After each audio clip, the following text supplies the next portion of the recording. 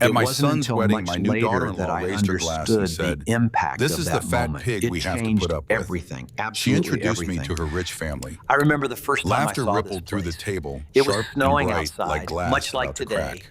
and the I didn't warmth just move. drew me in. I didn't I even never blink. thought I'd find this My kind of suit was peace. old, my tie a It little changed faded, the one my everything for late my wife once family chose for and me. me. Then I'm her just so father turned to grateful. look at me, and the color drained from his face. His hand froze mid-toast. "Yuko," he whispered. "You're Robert Sullivan from Summit Investments." And just like that, the room fell silent. They called me invisible for years, which turned out to be great preparation for what was coming. If you're watching this video, please give it a like, subscribe to the channel, and tell me in the comments where you're hearing my story of revenge. I want to know how far it's gone. For a heartbeat, the orchestra kept playing as if nothing had happened, the violinist sliding into a note that trembled in the air and went nowhere. A waiter paused beside our table holding a tray of sparkling wine that jittered in its flutes. The chandeliers over the Westmont Pavilion threw rings of light across polished marble. I felt it all as if through glass. Victoria still smiled into her raised glass, expecting another round of laughter, something easy and cruel. Her friends leaned forward, the way people do when they think they are in on a joke. I lifted my own glass so the ceremony masters would not rush in to rescue me. The tie at my throat carried the faint scent of cedar from a drawer that had been closed for years. Emily had picked this tie for an anniversary dinner at a small restaurant with gingham curtains and a piano that was always a little out of tune. I remembered her fingers making a quick knot and smoothing it against my shirt with a smile that said, "Wear this when you need reminding." I felt the knot now and let the memory do its quiet work. Victoria lowered her glass first when she noticed her father had gone pale. Edward Sterling was a man who wore his suits like armor and who liked being the loudest person in any room. He was not loud in this one. He stared at me, then at his daughter, then back to me as if the lights had suddenly shifted and shown him a shape he had missed. The orchestra lead flicked a hand and the music softened. Edward breathed in as if for the first time all night. My son James stepped between us with a grin that felt forced at the edges. He was flushed from dancing, handsome and hopeful, his tuxedo jacket unbuttoned, in the easy style of a man who believed happiness was a straight road. He did not hear what Edward had said.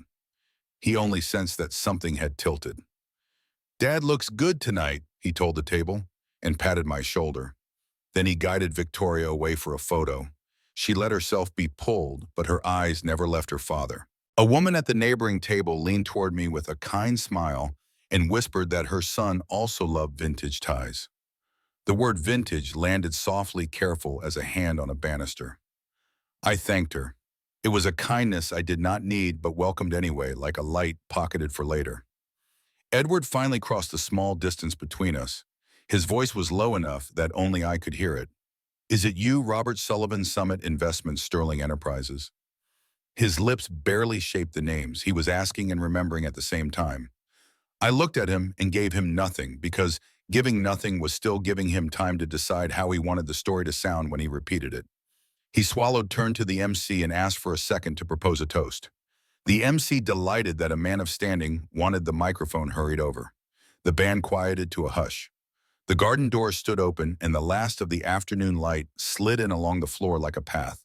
"To my daughter and to James," Edward began. His voice steadied because it had practice. "Marriage is a promise to see one another clearly. It is also a promise to care for the families that raised us." He raised his glass and glanced at me as if the next line had been written on my face, and he was deciding whether to read it aloud. Then he cleared his throat and finished with something safe about health and long lives.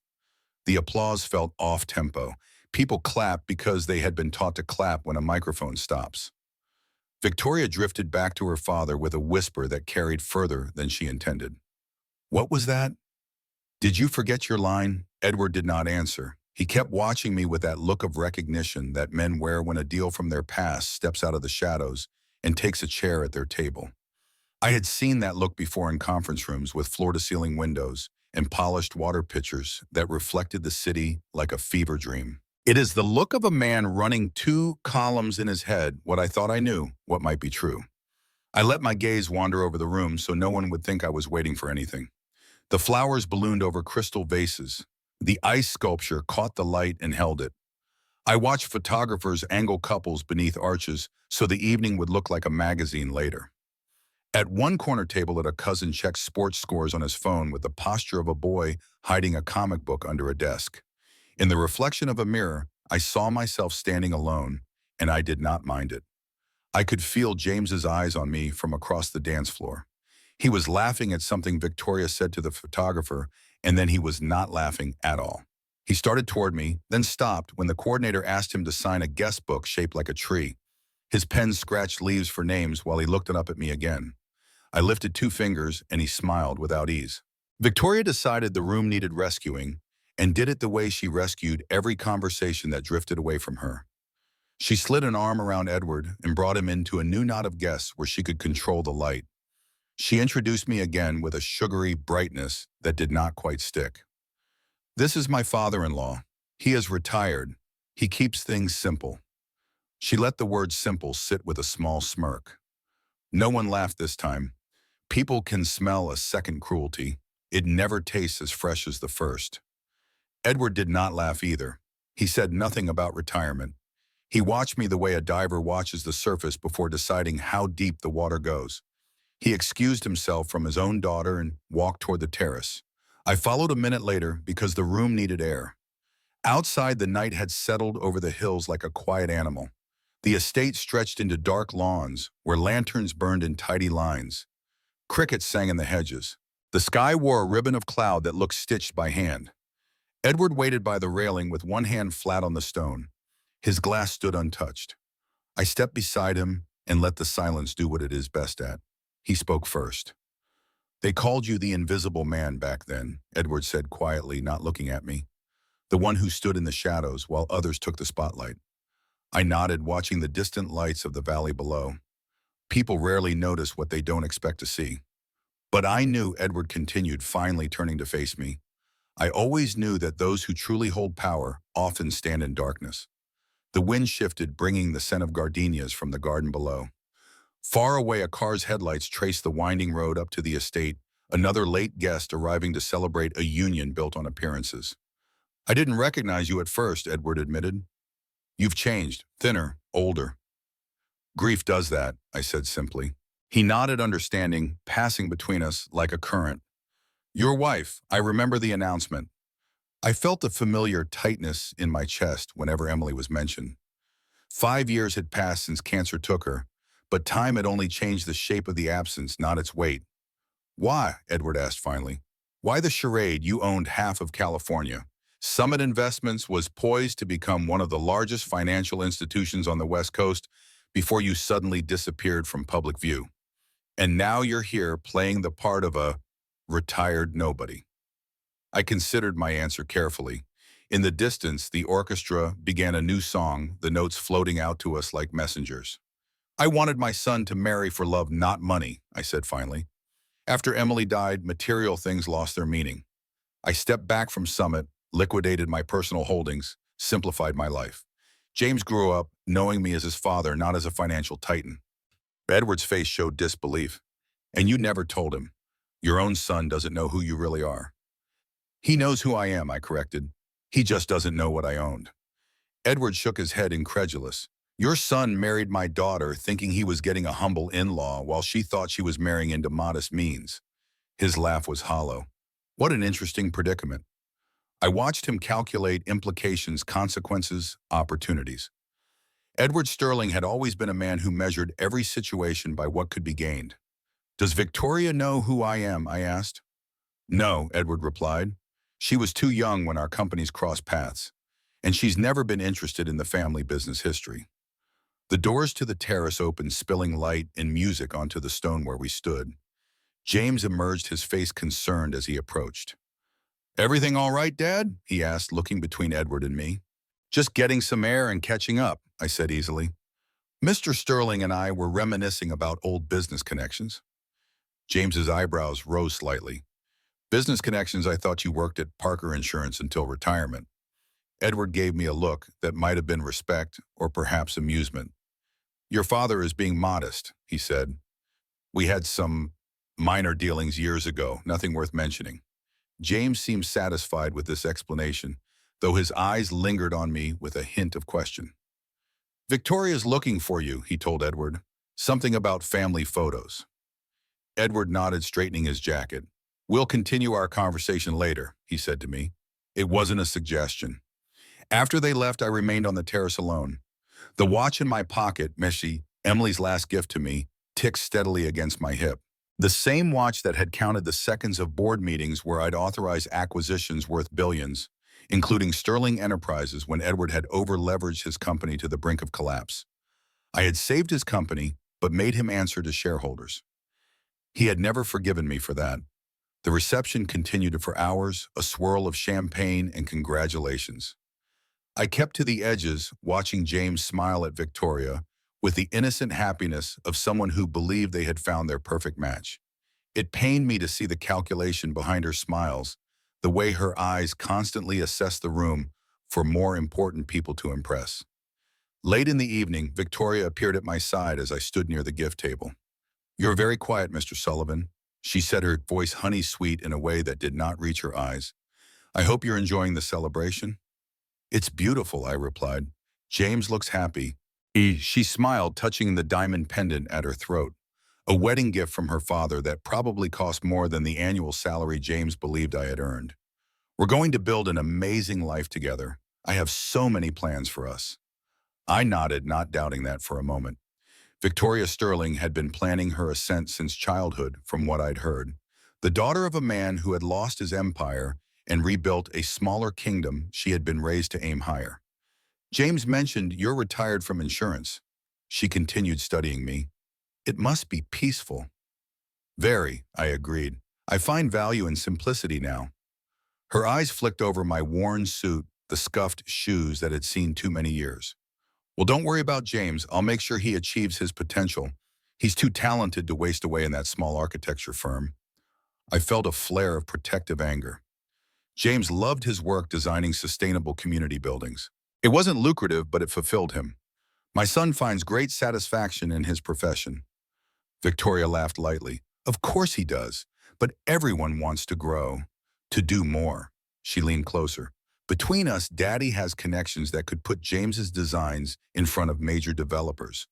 The right kind of developments, the profitable kind." "I see," I said, understanding completely. Victoria saw James as clay to be molded, a career to be redirected toward her vision of success. "Just think," she continued, oblivious to my thoughts. "In a few years, he could be designing luxury high-rises instead of those community centers he's so fond of. Wouldn't that make you proud?" Before I could answer, James appeared, sliding his arm around Victoria's waist. "What are you two conspiring about?" he asked, smiling. "Your father and I were just discussing your bright future," Victoria said, kissing his cheek. James looked at me with warm eyes. "Dad's always been my biggest supporter. He taught me that success isn't measured by the size of your bank account, but by the impact of your work." Victoria's smile tightened almost imperceptibly. "Of course, but impact and prosperity aren't mutually exclusive, darling." As they moved away to greet more guests, I watched them go with a growing sense of unease. The marriage that had just begun was built on foundations more fragile than either of them realized. Later that night, as the reception wound down, Edward found me again. "We need to talk," he said, his voice low and urgent. "Privately. Tomorrow morning, my office. I'll text you the address." "I know where Sterling Enterprises is located, Edward," I replied quietly. I did own it for a time. His face hardened. 9 o'clock. Don't be late. After the newlyweds had departed in a shower of rose petals and cheers, I returned to my hotel room. It was a modest accommodation far from the luxury suites where the Sterling family and their distinguished guests were staying. I removed Emily's watch from my pocket and placed it on the nightstand, its gentle ticking, a reminder of promises kept and broken. I hadn't expected the past to resurface quite so dramatically. For 7 years since Emily's death, I had lived quietly, my vast fortune mostly converted to anonymous charitable foundations. James believed I had retired from a middle management position with a modest pension. He had no idea that his father had once controlled an investment empire that had shaped the skyline of 3 major cities. I had wanted him to grow up normal, unburdened by wealth and its accompanying expectations. Emily and I had agreed on this approach from the beginning, raising him in a comfortable but not extravagant home, sending him to good schools but not elite ones. We wanted him to find his own way. After Emily died, I had stepped away, completely selling my controlling interest in Summit Investments to my partners and retreating from public life. The financial press had speculated wildly for a few months before moving on to newer, more visible titans. Now, watching the moonlight through the hotel window, I wondered if my well-intentioned deception had inadvertently led James into a marriage with a woman who saw him as a project rather than a partner. And tomorrow I would face Edward Sterling, a man who surely held a 7-year grudge against the investor who had taken control of his family company. Sleep came reluctantly that night, filled with dreams of boardrooms and Emily's smile and James as a boy asking me to explain why some people had big houses and others did not. Morning arrived with uncompromising brightness. I dressed carefully in the same suit I had worn to the wedding, the only formal attire I had brought with me. In the mirror, I saw a man in his early 60s, gray at the temples, lines etched around his eyes, wearing clothes that suggested comfortable retirement rather than hidden wealth. The disguise had become the reality in many ways. Sterling Enterprises occupied the 15th floor of a glass tower downtown. I took a taxi, declining the hotel's offer to call a car service. Old habits of inconspicuousness died hard. The lobby was all marble and mahogany, with a security desk that required visitor badges. I gave my name and watched the guard's eyes flicker with no recognition. "Mr. Sterling is expecting you," he said, handing me a badge. "15th floor reception will direct you." The elevator was mirrored, showing my reflection from 4 angles. I straightened Emily's tie and prepared to step back into a world I had deliberately left behind. Edward's office suited him, corner views, modern art furnishings that suggested power without shouting it. He rose when his assistant showed me and gesturing to a chair across from his desk. "Robert," he said, not offering his hand. "Thank you for coming."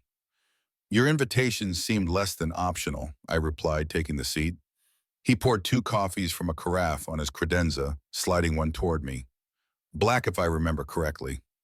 I nodded, surprised he recalled such a detail from our brief interactions years ago.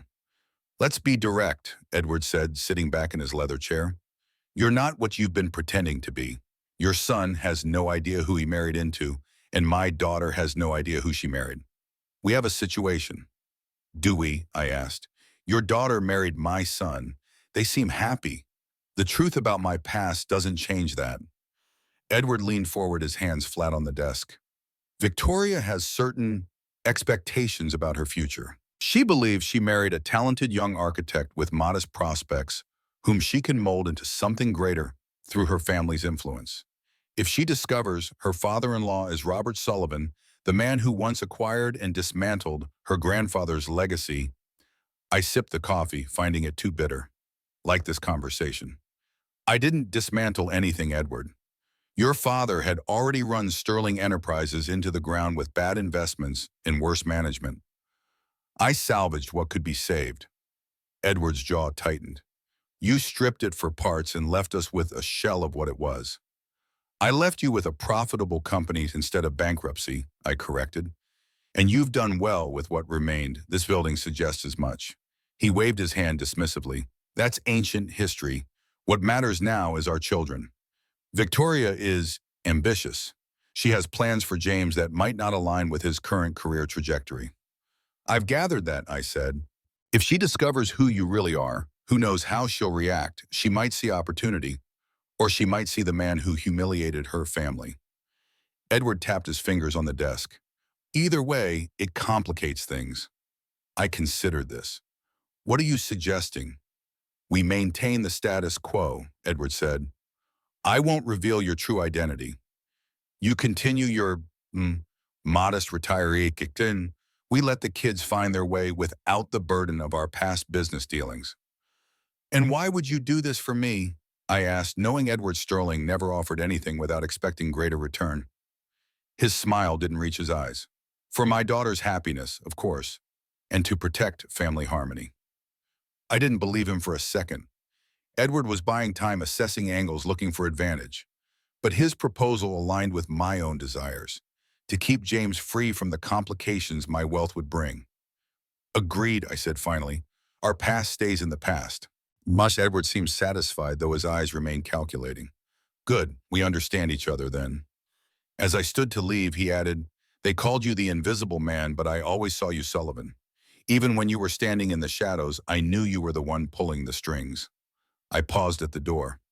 Sometimes the most powerful position is the one no one notices. Indeed, Edward replied, and sometimes those who seem to have nothing are the ones you can't take anything from. I left his office with the certainty that our truce was temporary at best. Edward Sterling was not a man who forgave or forgot. He was planning something, and I needed to be prepared. The next few weeks passed quietly. James and Victoria returned from their honeymoon in the Maldives, a wedding gift from her parents, and settled into their new life. They purchased a home in an exclusive neighborhood far beyond what James's architectural salary should have afforded. When I visited, Victoria made a point of showing me every expensive fixture and designer furnishing, watching my face for signs of impression or envy. James's firm is considering him for a partnership track, she told me over dinner one evening. But I've been introducing him to Daddy's developer friends. They're very interested in his sustainable design concepts. For the right projects, of course. James looked simultaneously proud and uncomfortable. It's just preliminary discussions, Dad. Nothing's changing right away. Your work has always spoken for itself, I reminded him. Make sure any new direction still lets you sleep at night. Victoria's smile cooled slightly. Everyone has to grow beyond their comfort zone, don't they? James has such potential. I watched my son's face, carefully seeing the subtle tension that hadn't been there before the wedding. Victoria had begun the process of reshaping him, and he was only partially aware of the transformation being attempted. After dinner, while Victoria was taking a call, James and I stood on their expansive deck overlooking the city lights. Are you happy, son? I asked quietly. He seemed startled by the directness of the question. Of course, why wouldn't I be? We've got this amazing house. Victoria's family connections are opening doors I never thought possible. That's not what I asked, I said gently. James fell silent, looking out at the view. It's an adjustment, he finally said. Victoria has big dreams, sometimes bigger than mine. But marriage is about compromise, right, Dad? You've always lived so contained. Don't you ever wish you'd aimed higher? The irony almost made me laugh. I aimed exactly where I wanted to, I told him, and hit the target that mattered most to me. Family, James nodded. I know that's always been your priority, mine too. But Victoria says we can have everything, family and success. I placed my hand on his shoulder. Just make sure you're defining success, not having it defined for you anytime. He looked at me with the same thoughtful expression he'd had as a boy when trying to understand complex ideas. Victoria's father asked some odd questions about you last week. My pulse quickened slightly. Oh, yeah, about your time at Parker Insurance. Positions you held, people you worked with. It seemed specific. What did you tell him? I asked, keeping my voice casual. James shrugged. Just what I know. That you were in management, worked hard, saved carefully. The usual dad stuff. He laughed. I think he was surprised someone could retire comfortably on an insurance salary. I told him you were always good with investments. If only he knew how good. Edward is just getting to know his daughter's new family, I said. Natural curiosity. Victoria rejoined us, then sliding her arm possessively through James's. Daddy's having a small gathering next weekend for some business associates. He specifically requested you both attend. Her eyes met mine with a challenge I couldn't quite decipher. Something had changed. I wondered if Edward had decided our agreement was no longer convenient. I'm not much for business gatherings, I demurred. Oh, but Daddy insists, Victoria said, her tone leaving no room for refusal. He says he wants to get to know you better. Family is so important to him. The subtle emphasis on family sent a warning through me. Edward Sterling was making a move in whatever game he was playing. Then of course I'll come, I said, smiling pleasantly. That night in my small apartment across town, I sat on the balcony with Emily's watch in my hand. The modest space was all I needed. 2 bedrooms, one converted to a home office, where I quietly managed the charitable foundation I had established in Emily's name. My neighbors were teachers, nurses, small business owners, people who worked hard and lived within their means. I had found peace among them. What would you do, Em? I whispered to the night air. She had always been my moral compass, the one who reminded me that wealth was a tool, not an identity. The watch ticked steadily in my palm, its rhythm unchanged by doubt or circumstance. Emily had given it to me on our last anniversary before her diagnosis engraved with words that had become my mantra: time reveals true value. Whatever Edward Sterling was planning, I needed to be prepared. The next morning, I made a call to an old associate, the only one from my previous life with whom I still maintained contact. Michael, I need information on Edward Sterling's current financial situation. Discreetly. Michael Zhao had been my research analyst at Summit before becoming one of the partners who bought me out. His voice registered surprise. Robert, this is unexpected. I thought you were fully retired. Personal matter, I explained.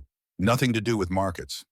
Sterling Enterprises, Michael mused. They've been expanding aggressively in the last 2 years, commercial real estate mainly, some tech ventures, nothing particularly innovative, but solid growth. Edward's daughter just married, I believe. My son, I said quietly. The silence on the other end spoke volumes. I see, Michael finally responded. That complicates things. Just the financial picture, Michael. No deep dive. I'll see what I can find, and he promised. For what it's worth, Robert, the market misses your insight. Summit hasn't been the same without your steady hand. After we hung up, I spent the morning reviewing the Emily Sullivan Foundation's recent grants. We had funded medical research educational opportunities for underprivileged students in community development projects, including, ironically, one that James's firm had designed before I recused myself from that particular vote. The foundation operated with a substantial endowment, a significant portion of my fortune, managed conservatively to ensure perpetual support for its causes. The remainder of my wealth was similarly structured with trusts and investments designed for long-term stability rather than growth. I had more than I could ever spend, all hidden behind layers of privacy structures that even James didn't know existed. Michael's report arrived 2 days later via encrypted email. Edward Sterling's business expansion had been built on significant debt leveraging. Sterling Enterprises had secured several large loans for its recent acquisitions, betting on continued market growth. But there were concerning signs: cost overruns on major projects, slower than projected returns, and high executive compensation despite mediocre performance. In short, Edward Sterling was once again steering his company toward troubled waters, much as his father had done before him. The pattern seemed generational. Ambition outpacing prudence, appearance prioritized over substance. The weekend gathering at Sterling's estate arrived with perfect weather and my growing certainty that something significant was about to happen. The mansion was even more impressive in daylight than it had been during the wedding reception. Sprawling grounds, tennis courts, a pool that seemed to merge with the horizon. Old money architecture housing new money aspirations. Victoria greeted me with the artificial warmth she reserved for public appearances. Robert, I'm so glad you could make it. James is already here by the pool with some of Daddy's associates. She guided me through the house, pointing out art pieces and architectural details with the pride of someone who had selected them personally, though I suspected most predated her influence. The back terrace opened to a view of manicured gardens and the pool area beyond, where perhaps 30 people mingled with drinks and calculated laughter. I spotted James immediately surrounded by older men in casual luxury attire gesturing as he explained something with the enthusiasm he reserved for his design concepts. The men nodded with the polite interest of people evaluating a potential investment. Before I could join them, Edward appeared at my side. Robert, walk with me. It wasn't a request. We moved away from the gathering toward a secluded garden path lined with meticulously shaped topiary. Impressive place, I commented. You've done well for yourself after our reorganization. Edward's smile was tight. Sterling Enterprises has thrived under proper family leadership. We've tripled our market presence in the last 5 years. With considerable leverage, I noted. His step faltered slightly. You've been checking up on me. Just staying informed. We reached a stone bench beneath a pergola draped with wisteria. Edward motioned for me to sit. Let's stop dancing around each other, Robert. I know why you're maintaining this middle-class charade, and it's not just about protecting your son from wealth's complications. I waited, curious about his theory. Tax evasion, Edward said flatly, or perhaps avoiding creditors from some failed venture. Maybe even legal issues. The great Robert Sullivan doesn't simply walk away from a financial empire for philosophical reasons. I couldn't help but laugh. Is that what you think? It's the only logical explanation, Edward insisted. And I want you to know that I've been investigating. Quietly, of course. I have resources connections in the financial community. If there's something in your past that forced you into hiding, I will find it. And then what? I asked. What's your end game here, Edward? He leaned closer. Victoria deserves the best. If her father-in-law is sitting on hidden wealth, or conversely hiding from financial ruin, she should know exactly what family she's married into. James too, for that matter. Don't you think your son deserves the truth? I considered Edward carefully. He had misunderstood everything about my situation, yet somehow stumbled onto the one leverage point that mattered. James is right to know the truth about his father. I'm not hiding from anything, I said finally. My financial affairs are in perfect order, fully compliant with all regulations. I chose simplicity because after Emily died, I recognized what truly mattered. Noble sentiments, Edward scoffed. But I don't believe you. Men like us don't walk away from power voluntarily. Men like you, perhaps, I corrected. Edward's face hardened. Here's what's going to happen. You're going to help James see the wisdom in joining the Sterling Enterprises development team. Victoria has been pushing him, but he's resistant. He respects you. A word from his dear old dad about the importance of growth and opportunity would go a long way. And if I don't, I asked, though I already knew the answer. Then perhaps I share my suspicions with James, plant enough doubt to make him start asking questions about who his father really is. Imagine his confusion when he discovers his modest, principled father has been lying to him his entire life. I felt a cold anger settle in my chest. Edward was threatening the relationship I valued above all else. That would hurt your daughter too, I pointed out. The family harmony you claim to want to protect. Edward waved this away. Victoria is resilient, and ultimately having James join our business will strengthen their marriage. I'm asking you to do what's best for everyone. I stood straightening my jacket. I'll think about it. Don't think too long, Edward advised. I've already scheduled a dinner next week with James to discuss a potential position. It would be helpful if you'd expressed your support by then. As I walked away, I realized Edward's miscalculation. He believed my secrecy stemmed from something shameful or illegal. He couldn't conceive that a man might willingly relinquish wealth and power in pursuit of a quieter, more authentic life. His blindness gave me an advantage he didn't realize I had. I found James by the pool now alone, watching the social dynamics with a slightly detached expression I recognized from his childhood, the observer's perspective he had inherited from me. Heavy conversation with Victoria's dad, he asked as I joined him. Just getting to know each other better, I replied. He mentioned he's discussing a job opportunity with you. Aunt James sighed, swirling the ice in his sparkling water. Victoria's been pushing for it. Prestigious projects, better money, family connections. It all sounds perfect on paper. But, I prompted, but I'd be designing luxury developments instead of the community projects I believe in. Trading meaning for money. He looked at me earnestly. What would you do, Dad? I thought carefully about my response, aware of Edward watching us from across the terrace.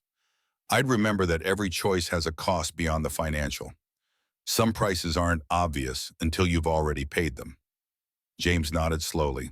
That's what I've been feeling. Victoria doesn't understand. She keeps saying we can do good later after we've secured our position. Later is a dangerous word, I said quietly. It has a way of never arriving. My son looked at me with newfound appreciation.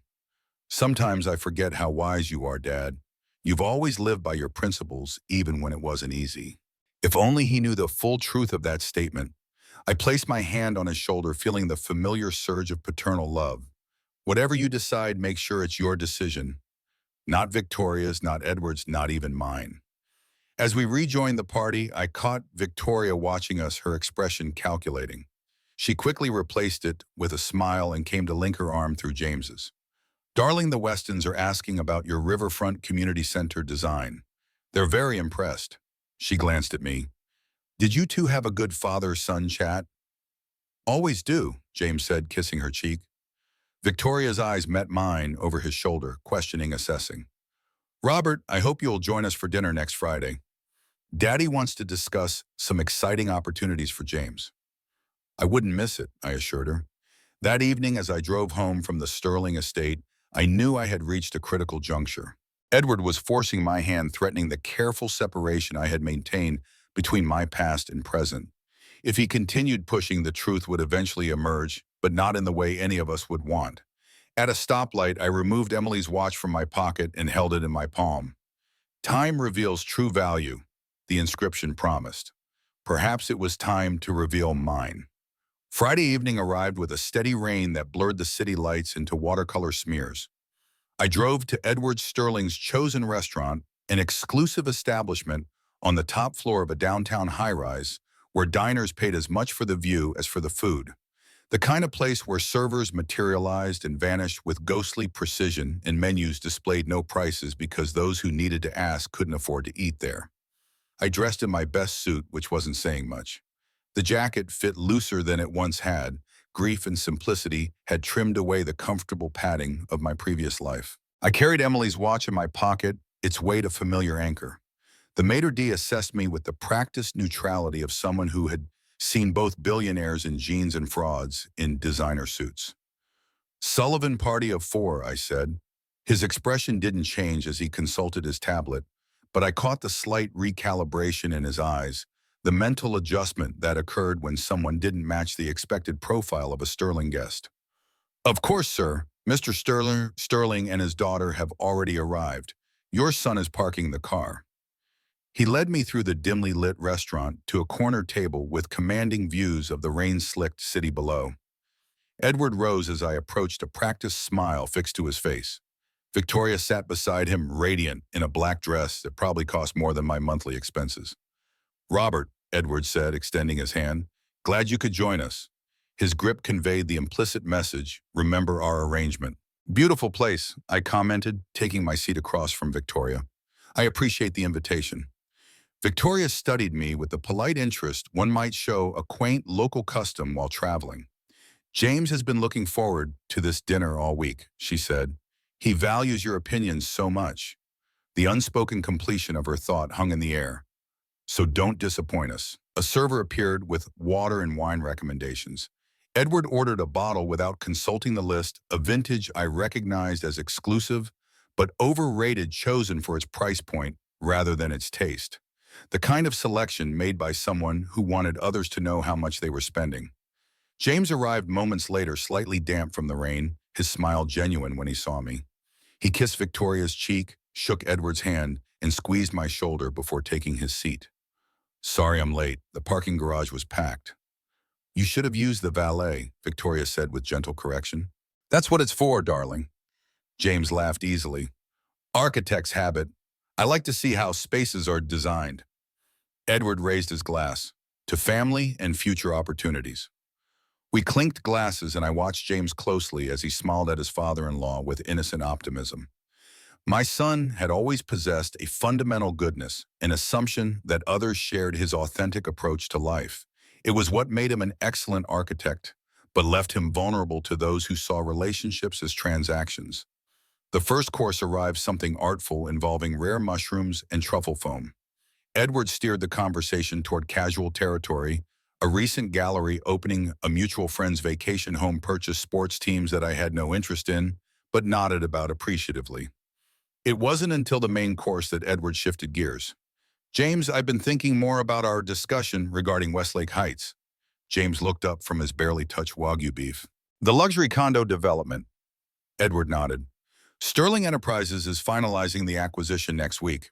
We're assembling a design team, and your sustainable approach could provide exactly the distinctive edge the project needs." Victoria placed her hand on James's arm. "It's perfect, darling.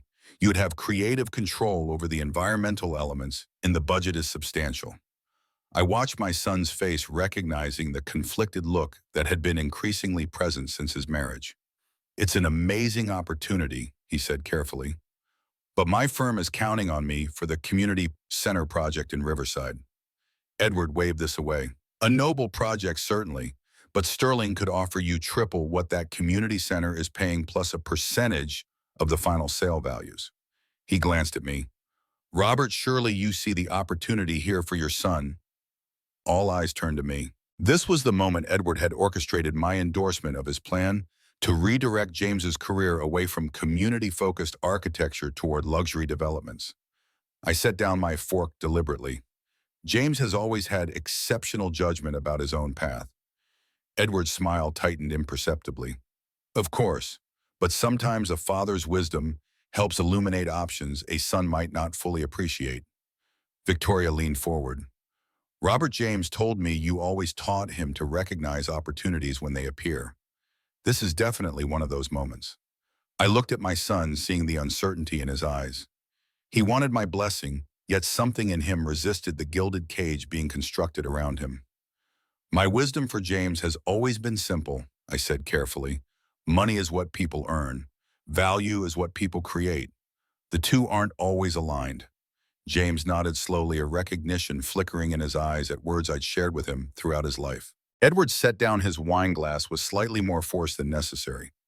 Philosophical insights are valuable, Robert, but pragmatism has its place. Sterling Enterprises offers James security, prestige, and the resources to make a real impact. I don't doubt that, I replied evenly. I just believe impact should be measured by more than profit margins. Victoria's laugh was practiced and dismissive. That's charming, Robert, but in the real world, impact requires capital. The greater the capital, the greater the potential impact. I smiled at my daughter-in-law. Is that what you've found to be true in your experience, Victoria? Her smile faltered slightly at the gentle challenge. Before she could respond, James cleared his throat.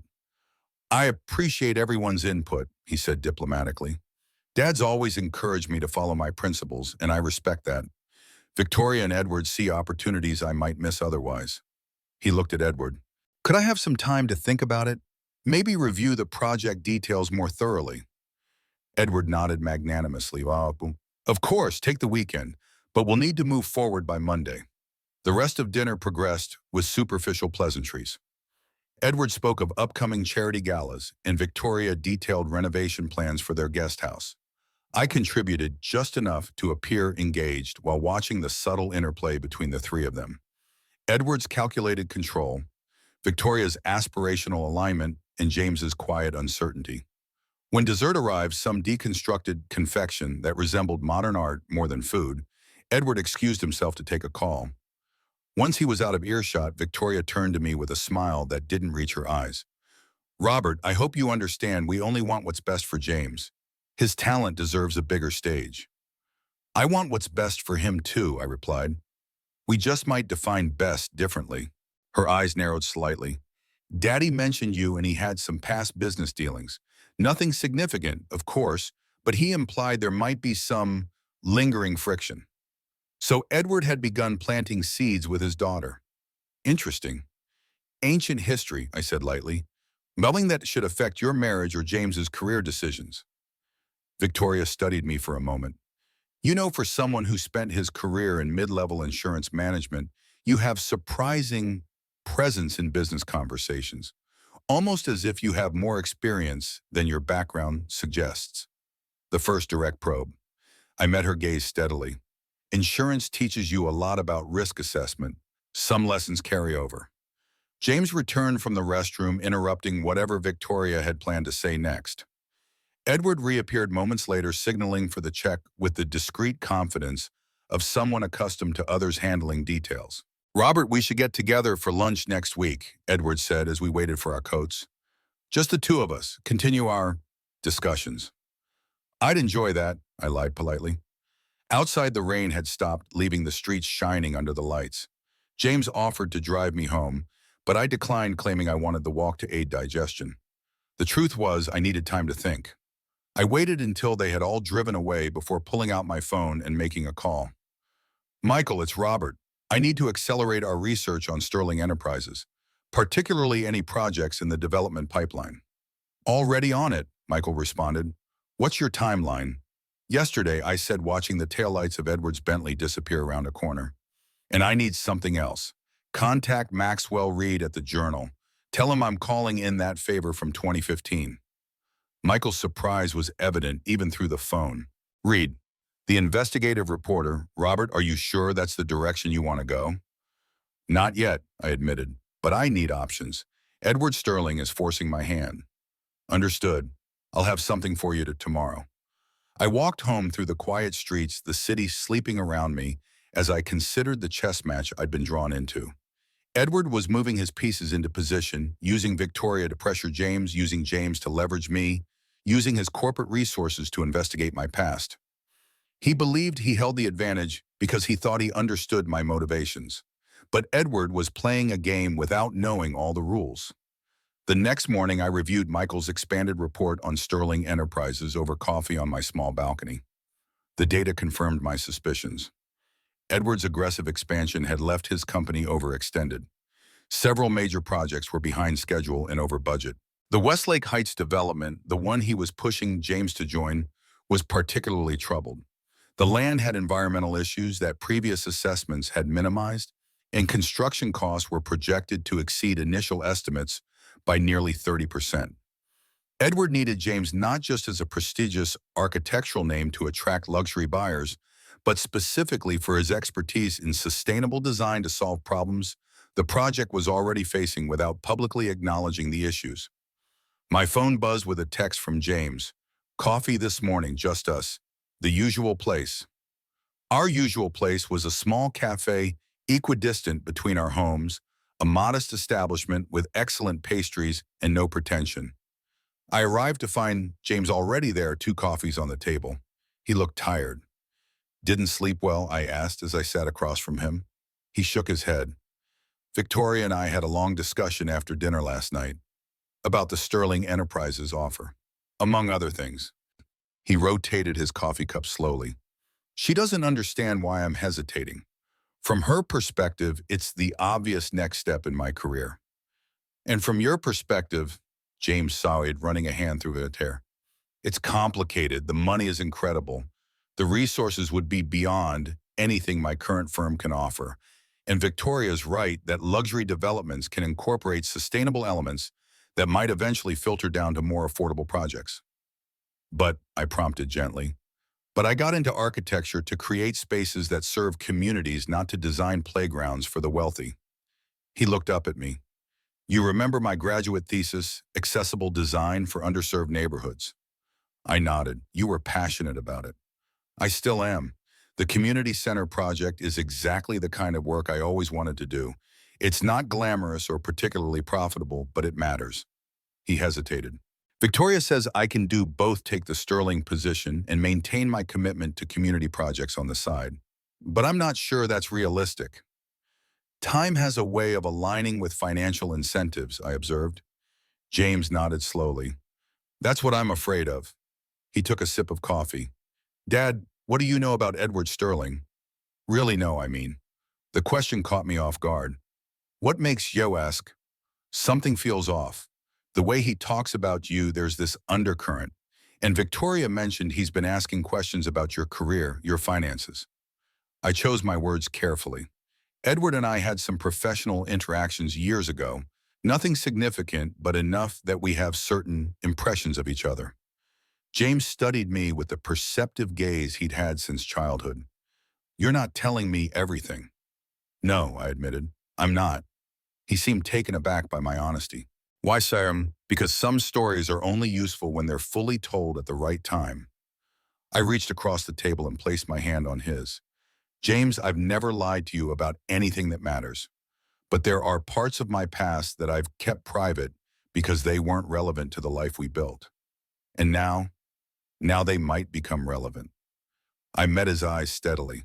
If they do, I promise I'll tell you everything. But for now, I need you to trust that whatever decision you make about Sterling Enterprises should be based on what you want for your future, not on any history between Edward and me. James was silent for a long moment. Victoria thinks I should talk to her father's lawyer about the prenuptial agreement. This was unexpected. What about it? She thinks it's unfair, that my potential future earnings aren't adequately considered. He looked uncomfortable even discussing it. She wants it revised now that circumstances are changing. So Victoria was already positioning for greater financial entanglement. What do you think? I think I didn't marry her for money, James said simply, but she seemed suddenly very focused on it.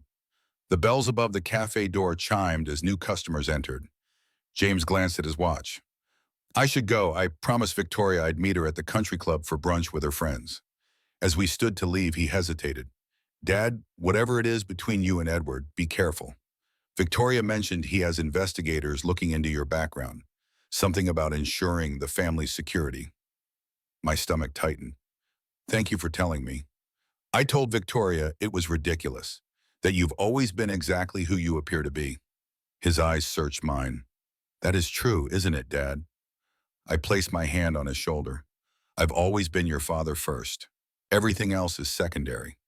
He nodded, seemingly satisfied with this non-answer. We parted with a brief hug, and I watched him walk to his car. My son caught between worlds trying to navigate contradictory expectations. When I returned home, I had a voicemail from Edward Sterling. Robert, let's not play games. I know you're advising James against the position with Sterling Enterprises. Perhaps you've forgotten our conversation. I'd hate for certain investigations to accelerate. Call me. The threat was thinly veiled. Edward was growing impatient. I deleted the message and made a call of my own. Maxwell Reed speaking. Maxwell, it's Robert Sullivan. A pause, then a low whistle. The ghost returns. Industry rumors said you'd either died or moved to a monastery in Tibet. Neither, as it turns out. I need information discreetly about Sterling Enterprises and its current financial position. Reed's journalistic instincts engaged immediately. Interesting timing. I've been hearing whispers about liquidity problems. Overextension in the commercial real estate market. Nothing I can verify yet. What would you need for verification? Documents, internal projections, loan agreements, the usual smoking guns. He paused. Why the interest, Sullivan? I thought you'd walked away from the financial world. Personal matter, but if there's a story there, there's always a story, Reed said, especially when companies built on image start to crack. Give me something concrete, and I'll run with it. I'll be in touch, I promised. I spent the afternoon reviewing the Emily Sullivan Foundation's portfolio. The foundation operated independently with a respected board and transparent governance. My role was deliberately limited to prevent any appearance of impropriety. But as founder, I maintained certain privileges, including access to investment decisions. I called a board member I particularly trusted, Dr. Elaine Chen, a former colleague of Emily's from her university days. Robert, this is unexpected. Is everything all right? Just doing some financial planning, I said.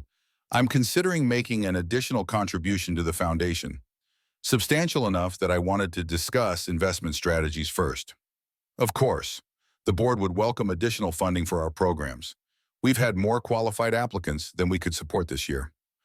Actually, I was thinking about diversifying our investment approach, perhaps looking at commercial real estate. Elaine was silent for a moment. That would be a departure from our current strategy. The board has preferred stable conservative investments. What about targeted investments, specifically in projects with proven community benefit and strong environmental commitments? Those align with our mission, she acknowledged, but we'd need thorough due diligence. Commercial real estate can be volatile.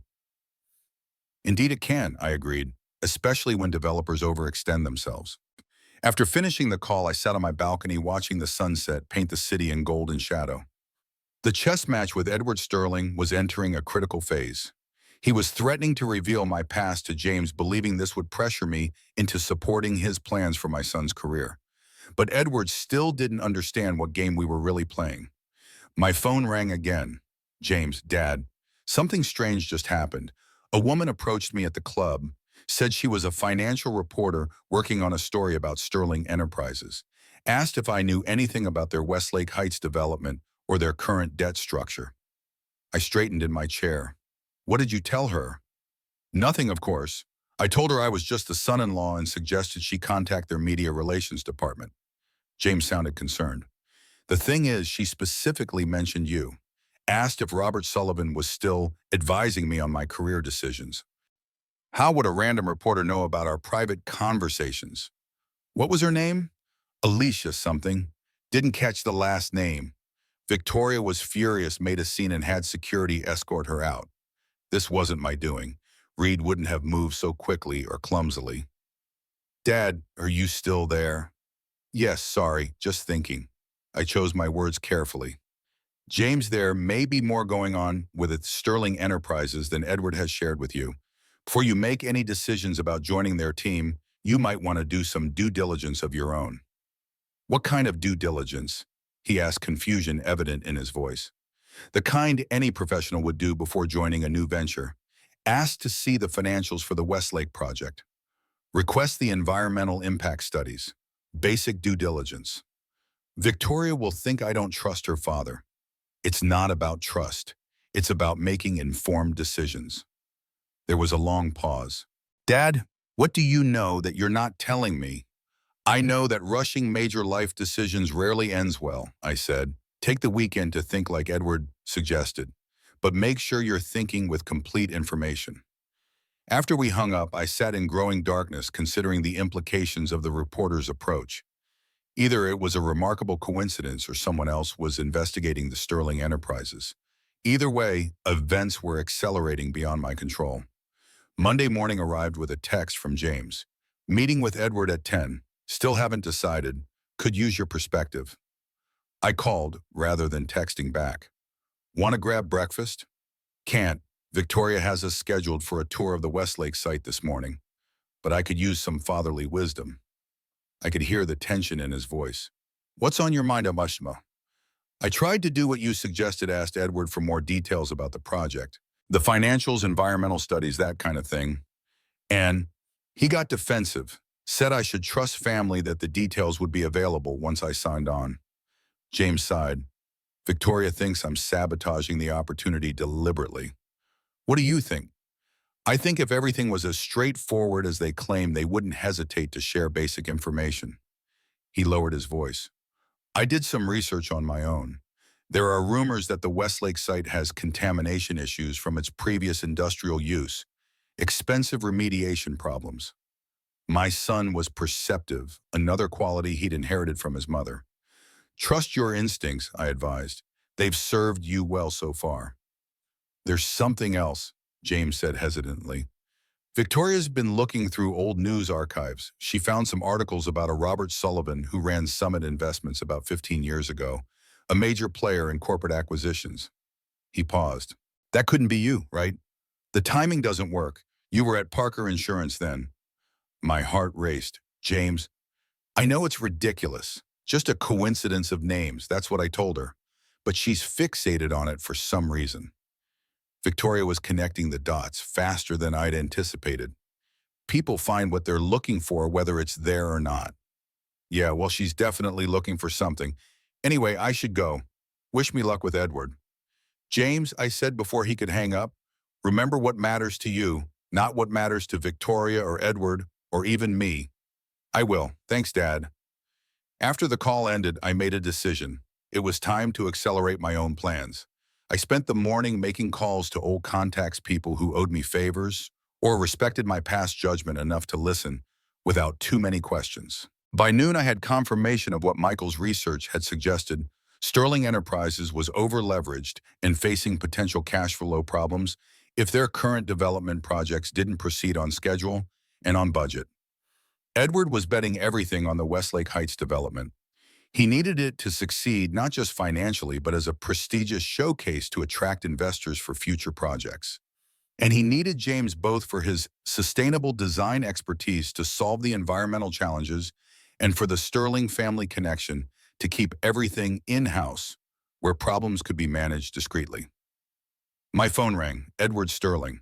Your son just declined our offer, he said without preamble, his voice tight with controlled anger. After appearing enthusiastic all weekend, I assume you had something to do with this sudden change of heart. James makes his own decisions, I replied calmly. Don't play innocent Sullivan. Victoria told me about her research. The coincidence is too perfect. Robert Sullivan of Summit Investments disappearing from public view right around the time you appeared in James's life as the modest insurance executive. His voice hardened.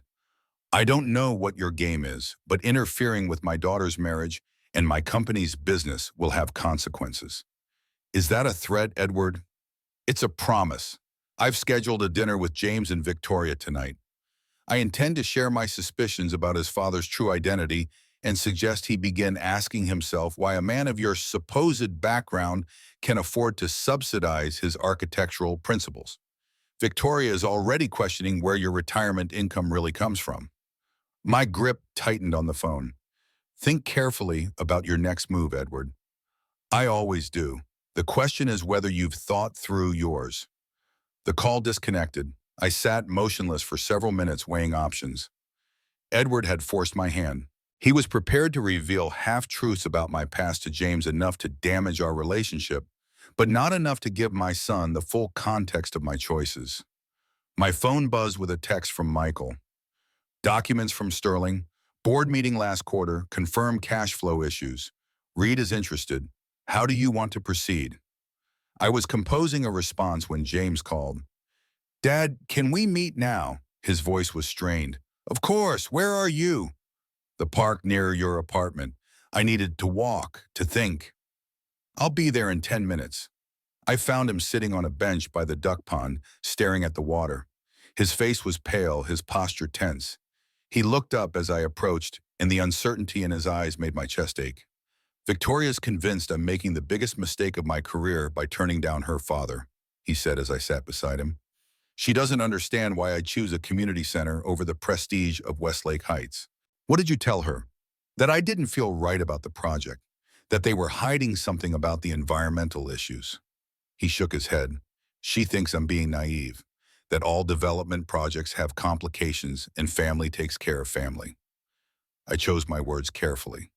There's truth to that, but family shouldn't ask you to compromise your professional integrity. James turned to face me directly. Dad, Victoria asked me something strange. She wanted to know if you've ever given me money for my community projects, if you were some kind of secret benefactor. What did you say? That it was ridiculous, that you've always lived modestly on your insurance pension. He studied my face. That is the truth, isn't it? The moment had arrived sooner than I'd expected. I took a deep breath. James, there are things about my past, about our family, that I've never shared with you. Not because I wanted to deceive you, but because I wanted you to find your own path without the burden of certain expectations. His expression shifted from confusion to wariness. What are you saying? I never worked for Parker Insurance, I said quietly. That was a cover story, a simplified version of a much more complicated truth.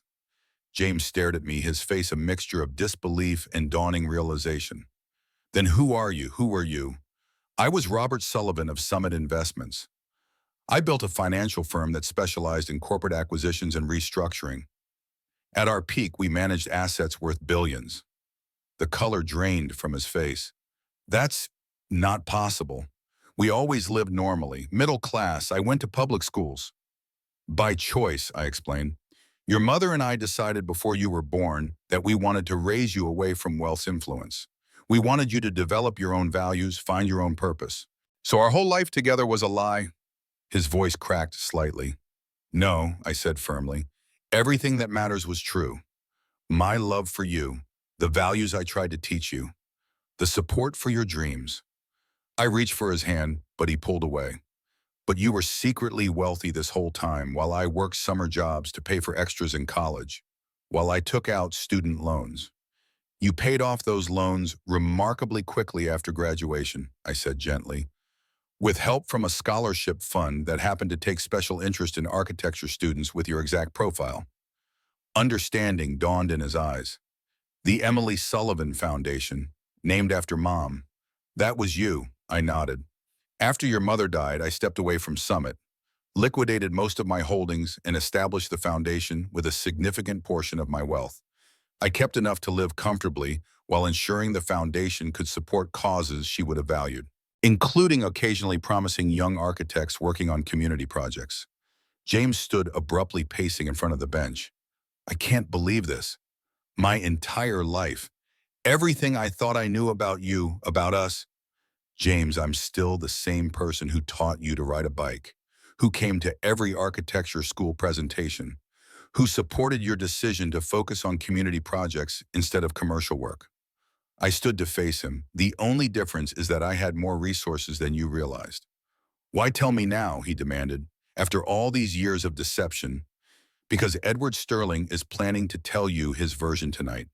a version designed to drive a wedge between us and pressure you into joining his company. I met his eyes steadily.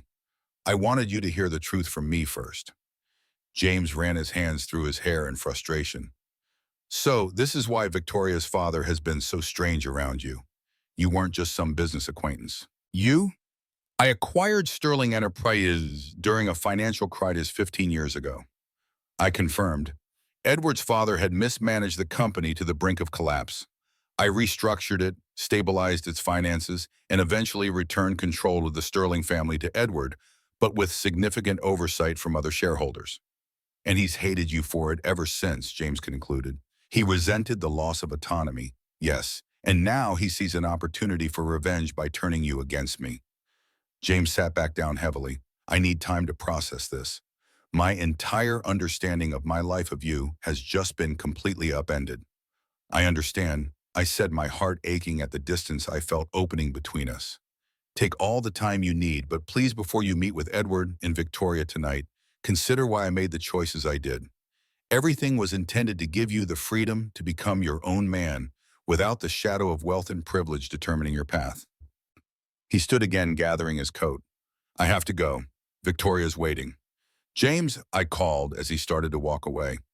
Whatever you decide about Sterling Enterprises, about your relationship with me, make sure it's your decision. Not Victoria's, not Edward's. Yours. He paused but didn't turn around. That's the irony, isn't it? You kept the truth from me to ensure I made my own choices. But choice requires complete information. He glanced back at me, something both you and Edward seemed to have forgotten. I watched him walk away, his shoulders rigid with tension, and felt the weight of my decisions, both past and present, pressing down on me. The truth was finally emerging, but at what cost? That evening, I sat in my apartment, Emily's watch open in my palm, waiting for the inevitable. At 9:42 p.m., my phone lit up with a text from James. Dinner with Edward and Victoria over? Need time to think. Please don't contact me for a few days. The brevity spoke volumes. Edward had made his move, shared his version of my past, and James was retreating to process the collision of competing truths. I closed the watch case with a soft click. Time reveals true value, but first it often reveals painful truths. My phone rang. Michael. Robert, something's happening at Sterling Enterprises. My sources say they've called an emergency board meeting for tomorrow morning. Rumors of a cash crunch and potential loan covenant violations. What triggered it? Apparently, 2 major investors pulled out of the Westlake Heights project today, cited undisclosed environmental concerns and management transparency issues. I hadn't made any moves against Sterling yet. This was coming from another direction. There's more, Michael continued. Reed has received internal documents from an anonymous source showing Sterling misrepresented the environmental remediation costs to investors. He's running the story tomorrow. I didn't send anything to Reed, I said, surprised. Someone did, and Reed's reputation means the story will have immediate credibility. I thanked Michael and hung up, pondering this unexpected development. Someone else had Sterling Enterprises in their sights, someone with insider access to sensitive documents. My phone buzzed again. Victoria. I know exactly who you are now, Mr. Sullivan. Or should I call you the invisible billionaire, the one who hides in plain sight while manipulating everyone around him? Victoria, this isn't a conversation we should have by text. Oh, I think it is. I want a record of this. You've been working against my father from the beginning, against our marriage, against everything we're trying to build. That's not true. I've only wanted James to make decisions that align with his own values. His values are the ones you programmed into him while pretending to be something you're not. I took a deep breath. Victoria, whatever issues exist between your father and me, they shouldn't affect your marriage. That's rich coming from you. James just told me he needs space to think. He's checking into a hotel tonight instead of coming home. This is your doing. It's the natural result of learning his father has kept significant truths from him. He's processing complex emotions. Her response was immediate. Here's what's going to happen. You're going to call James and tell him you fully support his joining Sterling Enterprises. You're going to convince him that it's the best move for his career and our marriage. And you're going to do it tonight. Or I'll make sure he learns exactly how his precious community center projects have been secretly funded, how his father's foundation has been pulling strings behind the scenes, making him feel successful while actually controlling his career path. How everything he's proud of achieving has been manipulated by daddy's money. I felt a cold anger building. That would hurt James far more than it would hurt me. Then we understand each other. Fix this, Robert. Tonight. I set the phone down, my mind racing.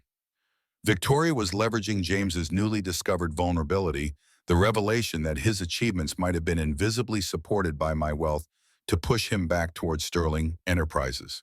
But there was something desperate in her urgency, something that aligned with Michael's news about Sterling's emergency board meeting.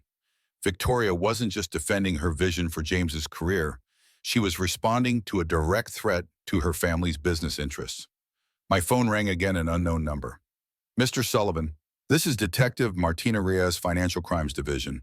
I'd like to ask you some questions about Sterling Enterprises and certain investment patterns we're tracking. The chess game had just gained another player. Detective Martina Reyes sat across from me in my modest living room, her posture professional but relaxed. She'd declined coffee, placed a small recorder on the table between us, and gotten straight to the point. Mr. Sullivan, we're investigating potential securities fraud and investor misrepresentation at Sterling Enterprises. Your name has come up in our background research. As a suspect, I asked calmly. She smiled slightly. As a person of interest, someone with historical knowledge of Sterling's operations. The SEC has received whistleblower documents suggesting Edward Sterling has been misrepresenting the financial health of his company to investors for at least the past year. I nodded, betraying nothing. And you believe I might have insights into this? You were once intimately familiar with Sterling Enterprises during your time at Summit Investments, before your early retirement. So the detective knew my background. I wondered how many others had made the connection that Edward and Victoria were so recently discovering. That was many years ago, Detective.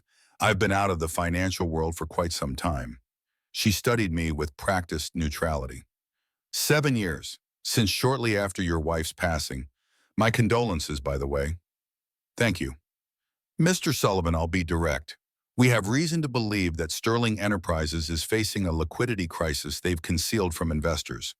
Their Westlake Heights development appears to have significant undisclosed environmental issues requiring costly remediation.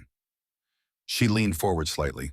The timing of certain investment withdrawals from the project suggests information may have leaked to select parties. We're trying to determine the source. And you think I'm involved in that leak? Are you clarifying? No, I said truthfully, though I'm not entirely surprised by the information. She nodded, making a small note in her pad. Your son James recently married Victoria Sterling. He was offered a position with Sterling Enterprises, which he declined yesterday. The timing is interesting. My son makes his own decisions. Of course. Detective Reyes closed her notebook. One more question. Have you been contacted by a financial journalist named Maxwell Reed recently? So they were tracking Reed's movements as well. He reached out, I acknowledged.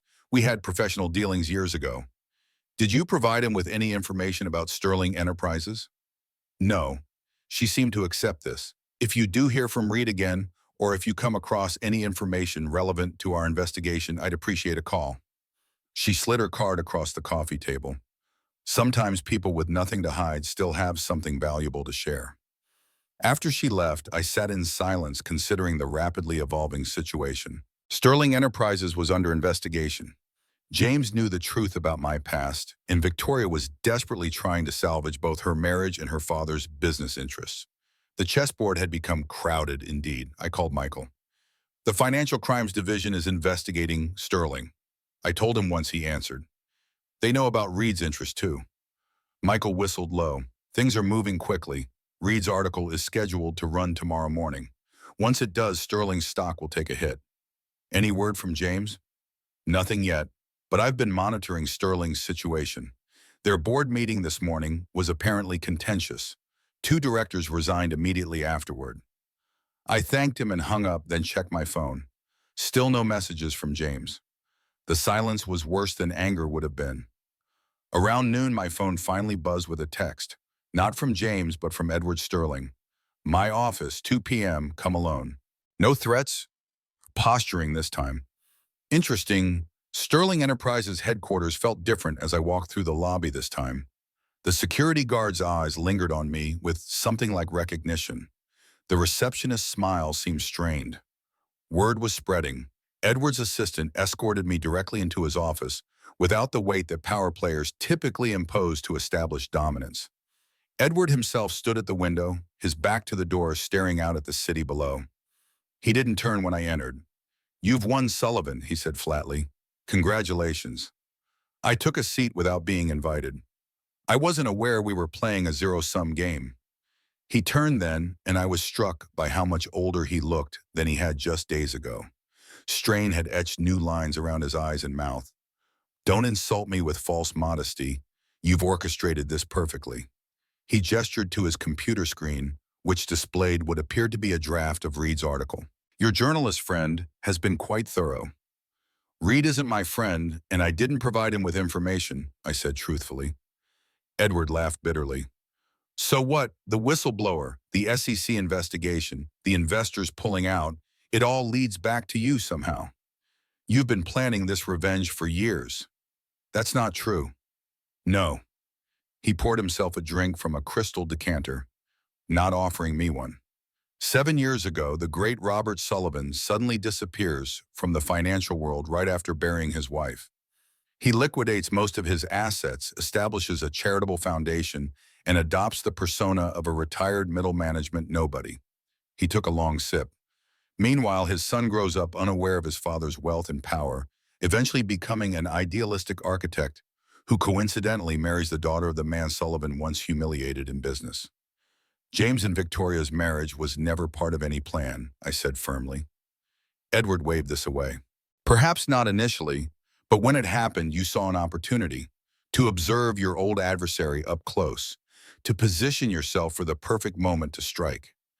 Edward, contrary to what you might believe, my life hasn't revolved around you or Sterling Enterprises for the past 7 years. He sat heavily in his chair. "Then why now? Why is everything falling apart precisely when you re-enter the picture?" I considered how to respond. The truth was that Edward had brought this crisis upon himself through his own financial mismanagement, his attempt to pressure James into joining Sterling Enterprises, and his decision to investigate my past. But pointing this out would only feed his persecution complex. "Sometimes timing is just timing," I said finally. "But you're right about one thing. I did warn you to be careful about your next move. And now Sterling Enterprises will likely face bankruptcy or a hostile takeover. My family legacy destroyed." He looked at me with undisguised hatred. "Does that satisfy your need for revenge?" "I never wanted revenge, Edward. I simply wanted you to leave my son alone to make his own choices." "Your son," and he spat, "the architect with principles. Do you know what Victoria told him last night? That she's pregnant?" He watched for my reaction. "That's right. You're going to be a grandfather. And now your precious principled son is caught between his resentment toward you, his failing marriage, and his unborn child." The news hit me like a physical blow. James facing fatherhood while his own understanding of his father was in turmoil. The cyclical nature of it was almost poetic in its cruelty. "Is she certain?" I asked quietly. 8 weeks, Edward confirmed. "She told him last night after your little revelation. Thought it might keep him from walking out.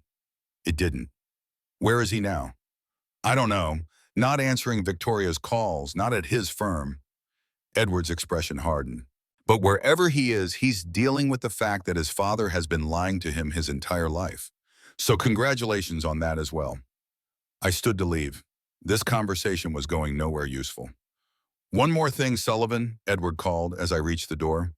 "When Sterling Enterprises falls, and it will after Reed's article runs, my daughter and your grandchild will suffer too. I hope your principles keep you warm at night." Outside, the late autumn sun cast long shadows across the city streets.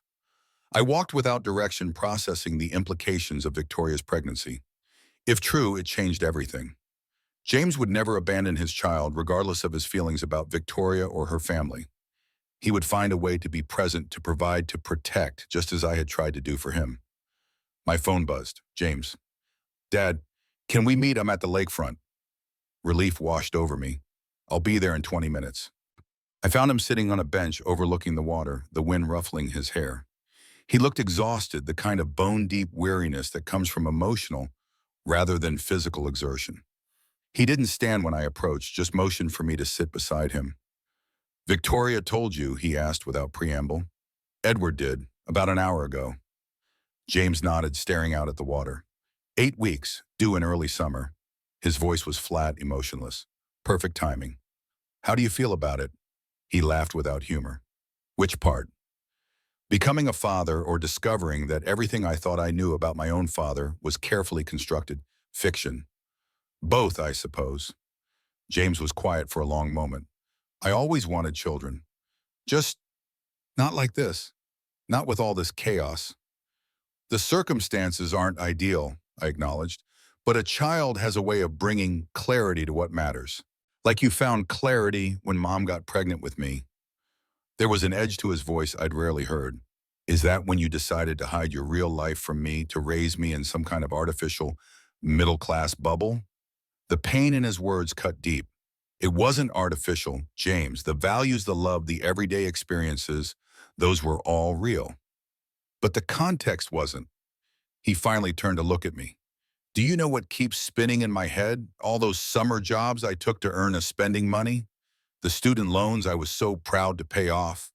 The sense of accomplishment I felt when I landed my first real architecture position?" His voice cracked slightly. "Was all of that just theater, a show you orchestrated to teach me some kind of lesson about earning my way?" "No," I said firmly. "Those accomplishments were yours, entirely yours." "Were they?" James challenged. "Victoria showed me articles about the Emily Sullivan Foundation, about the grants it provides to promising young architects focused on community projects. That's not a coincidence, is it?" I met his gaze steadily. "The foundation has supported dozens of architects and projects over the years. But yes, your community center received a grant. I recused myself from the decision, but I didn't prevent the board from recognizing worthy work when they saw it." "So you were pulling strings, behind the scenes." "Supporting, not controlling," I corrected gently. "There's a difference." James ran his hands through his hair in frustration. "The point is, you never gave me the chance to decide for myself. You decided that wealth would corrupt me or burden me or whatever, so you just eliminated it from the equation. Without consulting me." "You were a child, James." "I haven't been a child for a long time," he countered. "Yet you maintained the fiction well into my adulthood, even after Mom died." The mention of Emily brought a familiar ache. "Your mother and I made those decisions together. After she passed, I saw no reason to disrupt your life with revelations that seemed unnecessary at the time." "Unnecessary?" James stood abruptly, pacing in front of the bench. "Dad, do you have any idea what Victoria and her father think this means? They believe you've been manipulating events all along, that you somehow orchestrated my marriage to Victoria as some long-game revenge against Edward Sterling." I frowned. "That's absurd." "Is it? Because from their perspective, it makes perfect sense. The mysterious billionaire who disappeared from public view suddenly reappears in their lives just as Sterling Enterprises begins facing financial troubles. I had nothing to do with their financial problems," I stated firmly. "Edward created those himself with over-leveraged expansions and misrepresented environmental issues."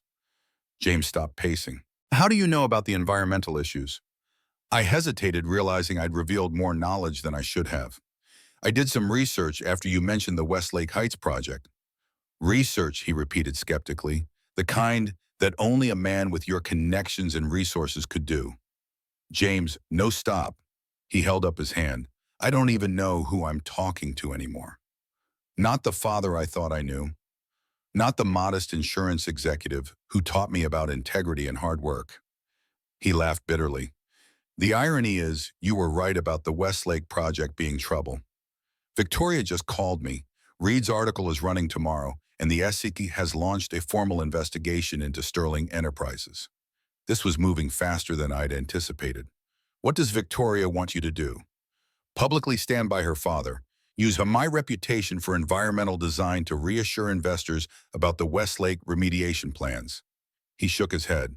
"She doesn't seem to understand that lending my name to a project with serious, undisclosed issues would destroy my professional credibility." And what do you want to do? James sat back down heavily. I don't know. I'm angry at you for the lifetime of deception. I'm angry at Victoria and Edward for trying to manipulate me into supporting a project they knew was compromised. And now there's a child involved. His voice trailed off. I feel trapped from all sides. I wanted to place my hand on his shoulder, but sensed he would reject the gesture. Instead, I spoke quietly. Whatever you decide, I'll support you. But may I offer one perspective?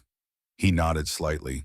The circumstances of your child's conception and the complications of our family situation don't change one fundamental truth. You will be a father. That role transcends all the noise currently surrounding it. Something in James' expression softened slightly. You're right about that, at least. Whatever happens with Victoria, with Sterling Enterprises, with our relationship, I will be present for my child.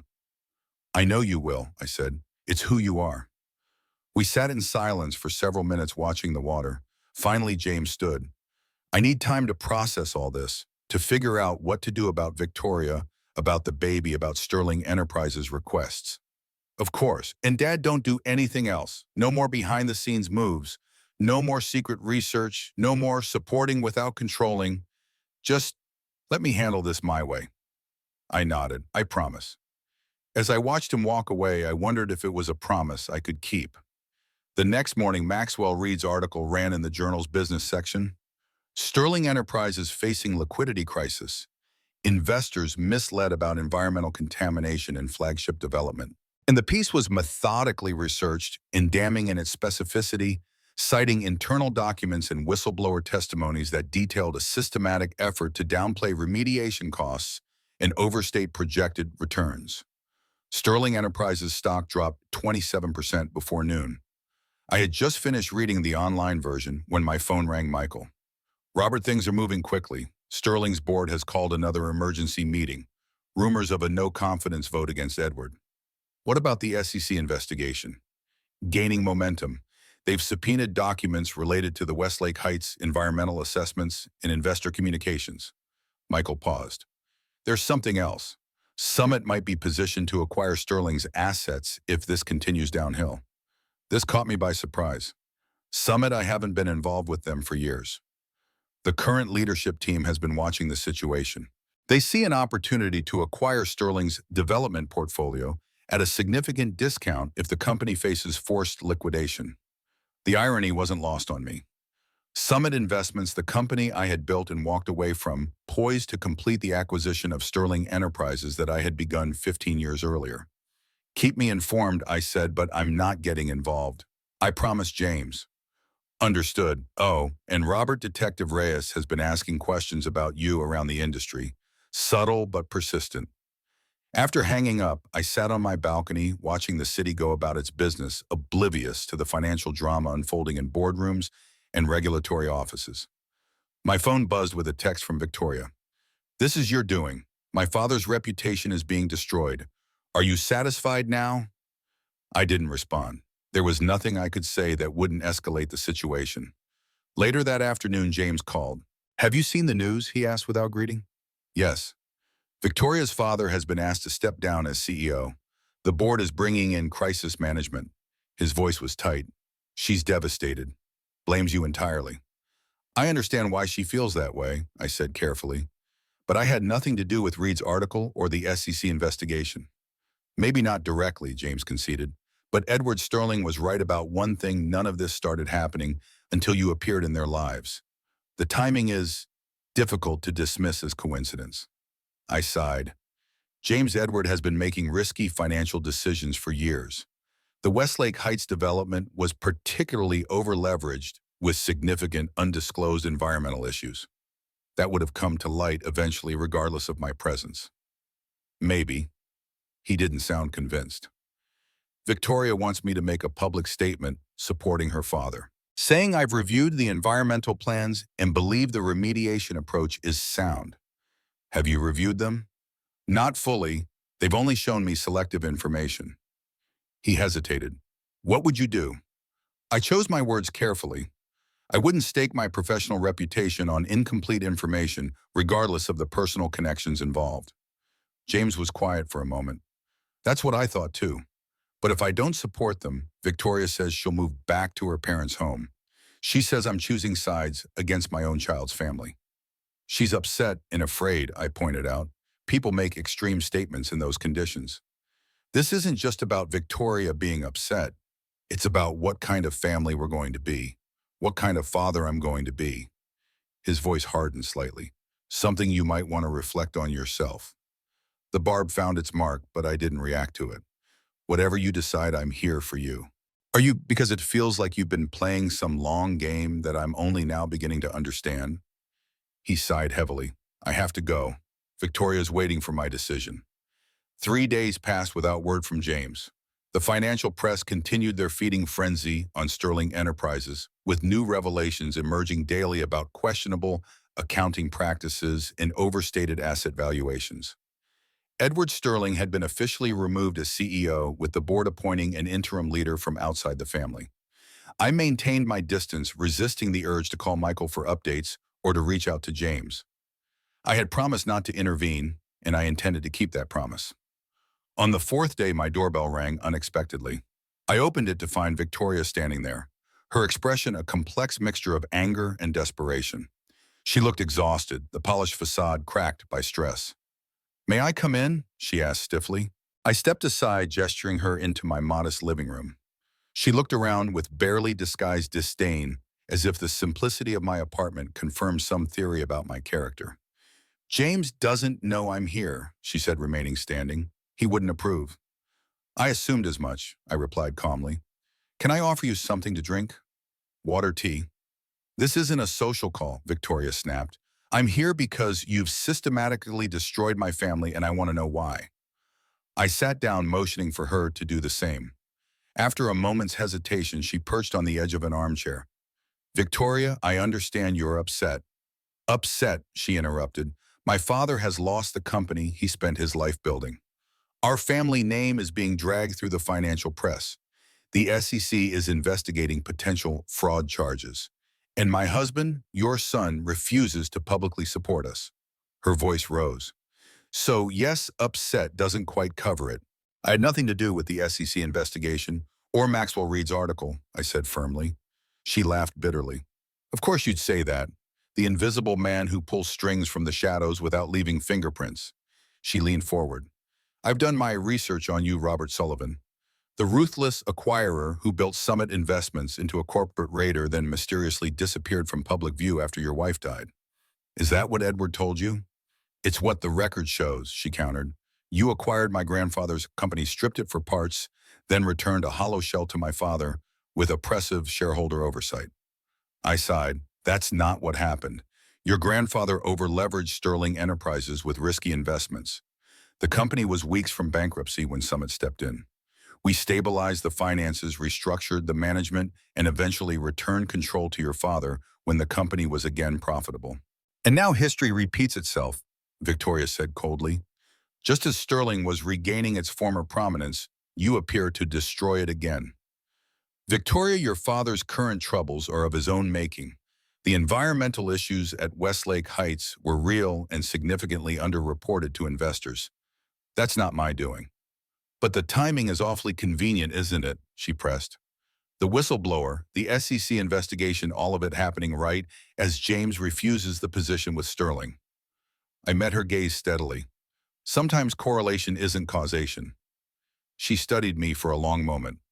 What do you want to complete the destruction of Sterling Enterprises? To punish my father for some perceived slight from 15 years ago? To control James's life from the shadows? I want my son to be happy, I said simply, to make his own choices based on his own values.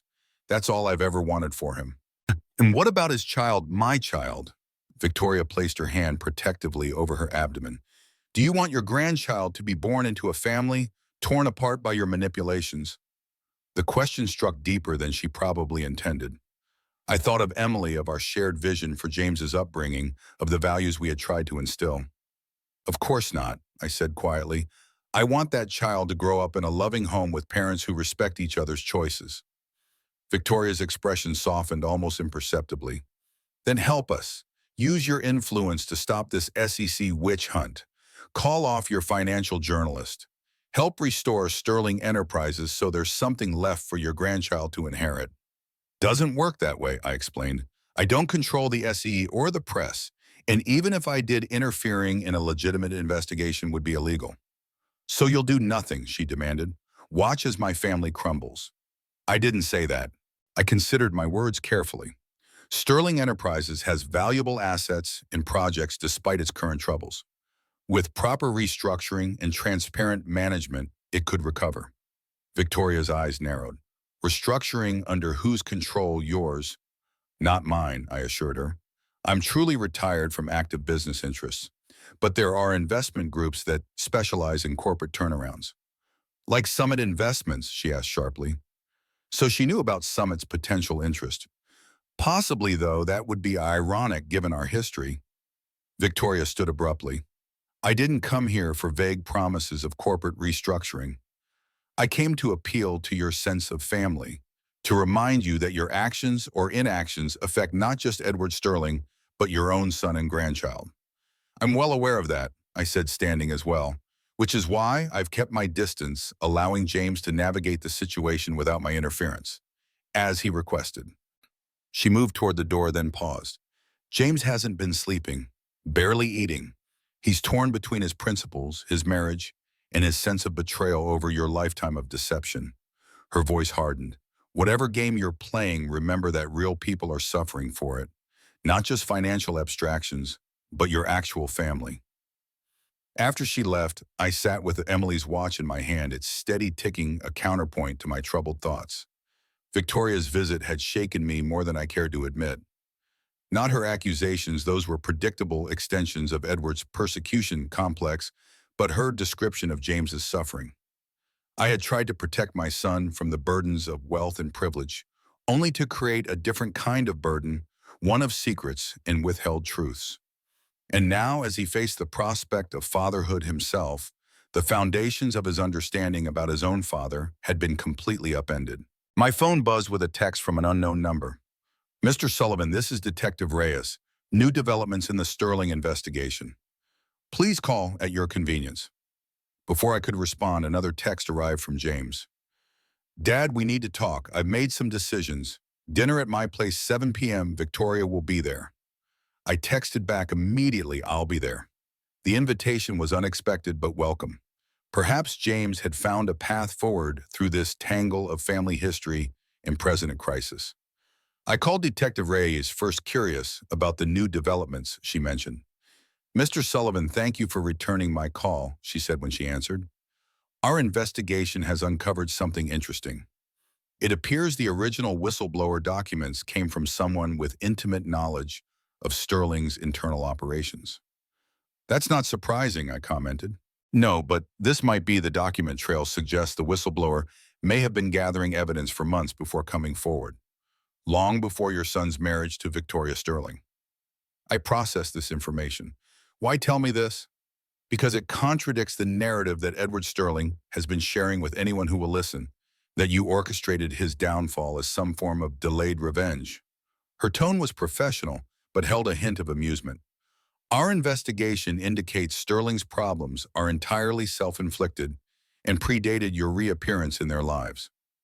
I appreciate the clarification, I said, though I'm still not clear why you're sharing investigative details with me.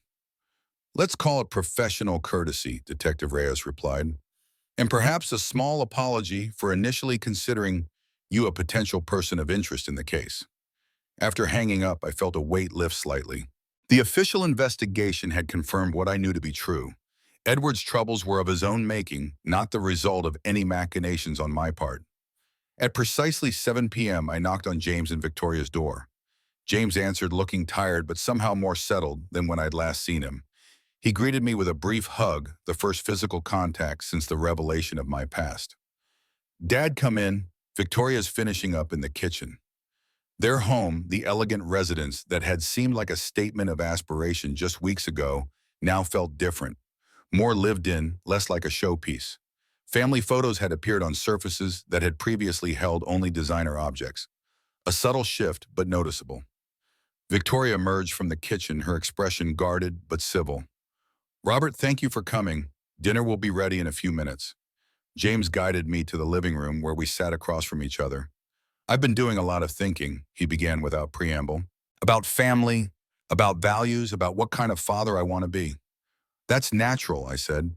Impending parenthood tends to focus the mind. He nodded. I've been angry with you. For the deception, for the manipulation, or what felt like manipulation. But I've also been trying to understand your perspective. Why you and Mom made the choices you did. And and I still think you were wrong to keep the truth from me for so long, he said frankly. But I can appreciate the intention behind it.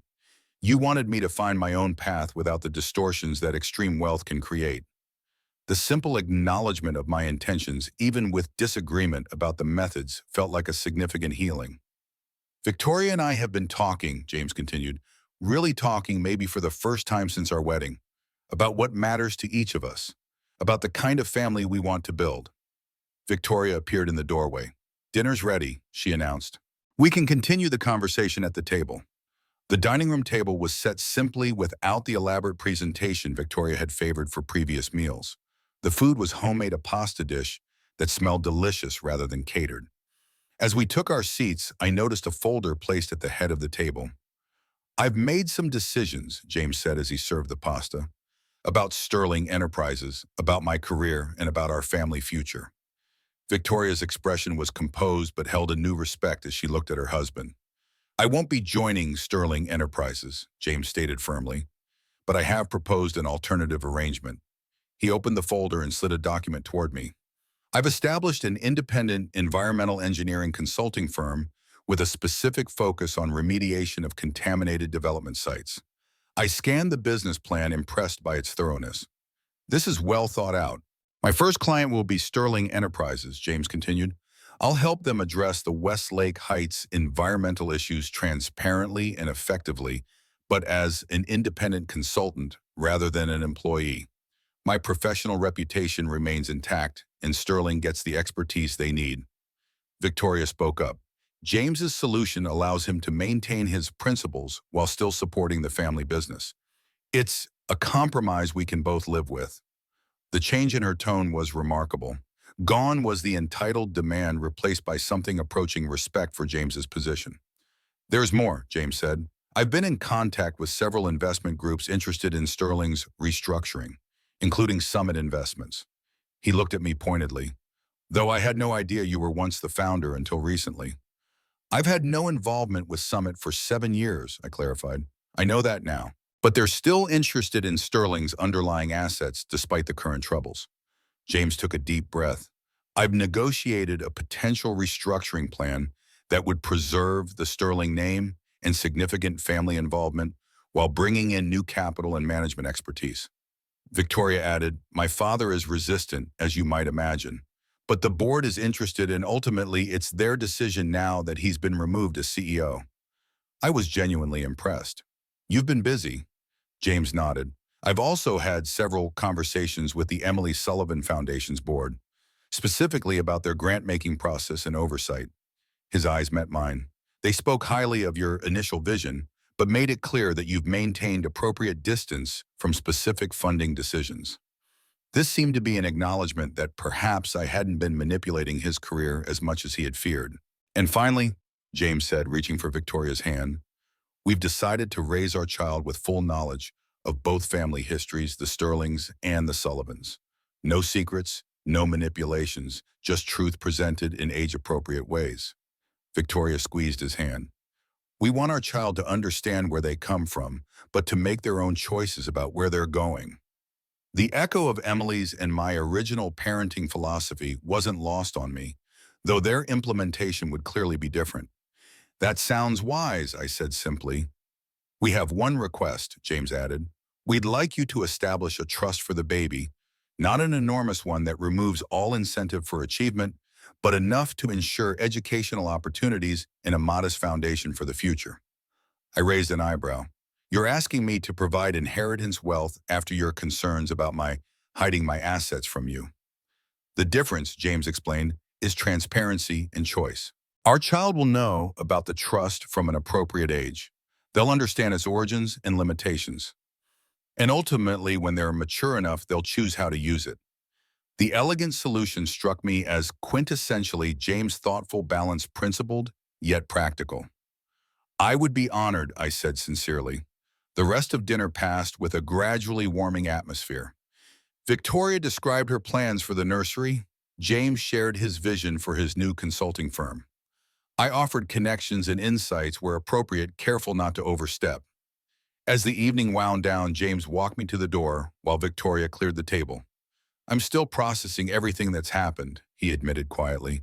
Still reconciling the father I thought I knew with the man you actually are. It will take time. I understand, I said, and I'm sorry for the pain my choices caused you, regardless of the intentions behind them. He nodded. One thing I've realized through all this, the principles you taught me were real, even if the context wasn't what I thought. The importance of creating value, not just accumulating wealth, the responsibility to use whatever resources you have thoughtfully. Those lessons shaped me, and they'll shape how I parent. Your mother would be proud of the man you have become, I said, feeling a tightness in my throat. As am I. There's something else, James added. If it's a boy, we're thinking of naming him Robert. Victoria suggested it, actually. The simple statement conveyed more healing than 1,000 conversations could have achieved. 6 months later, I stood in a hospital room looking down at my newborn grandson, Robert James Sullivan, 8 pounds, 3 ounces, with his father's thoughtful eyes and his mother's determined chin. Victoria watched from the bed, exhausted but radiant. James stood beside me, his face a portrait of wonder and terror that every new father throughout history would recognize. "Want to hold him, Grandpa?" James asked. As I cradled the tiny bundle, feeling the solidity and promise of new life, I thought about cycles and beginnings, about mistakes and redemptions, about the weight of the past and the potential of the future. Sterling Enterprises had emerged from its crisis restructured under new leadership, with Summit Investments as a significant but not controlling shareholder. Edward Sterling had reluctantly accepted a ceremonial chairman emeritus position, his practical influence curtailed, but his dignity somewhat preserved. James's environmental consulting firm had rapidly established a sterling reputation for integrity and expertise, and Victoria, somewhat to everyone's surprise, had revealed genuine business acumen as she took on a reconfigured role in the family company. The Emily Sullivan Foundation continued its work now, with increased transparency about its founder's background. I had finally stepped out of the shadows, acknowledging my past without being defined by it. In my pocket, Emily's watch ticked steadily, marking the moments of this new chapter. Time reveals true value. Sometimes that revelation comes through crisis, sometimes through joy, sometimes through the simple passage of years. Little Robert yawned and nestled against my chest, unaware of the complex history that had led to his existence, unburdened by the weight of family legacies or financial empires. He would grow up knowing both privilege and responsibility, both opportunity and obligation. And most importantly, he would grow up knowing the truth about who he was, where he came from, and the infinite possibilities of who he might become. "He has your hands," I told James softly. "Builder's hands." James smiled, the last lingering shadows of resentment fading from his eyes. "Let's hope he builds something worthwhile with them." "With you as his father," I said. "I have no doubt he will." Victoria extended her hand toward me, a peace offering, an acknowledgement of the new reality we had all shaped together. "Family," she said simply. I took her hand, completing the circle that bound us now, not through deception or manipulation or revenge, but through the silent value of truth finally spoken, accepted, and transcended. As I handed little Robert back to his mother, I felt Emily's presence more strongly than I had in years. Not as a ghost or a memory, but as a continuation, a thread of love and intention that had survived death, deception, crisis, and revelation to find new expression in this perfect, hopeful moment. "Time reveals true value," I whispered to my grandson as he drifted toward sleep. "And your value, little one, is beyond measure."